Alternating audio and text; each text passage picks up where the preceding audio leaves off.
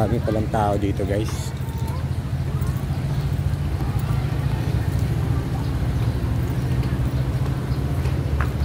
Nakarating din ako.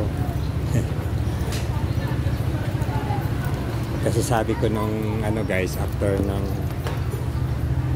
dito nung pandemic, pag mag-open na, punta kami ng Manaoag.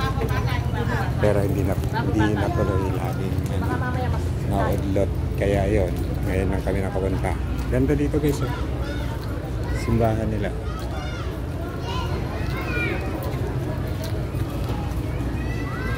Ayan, ganda dito.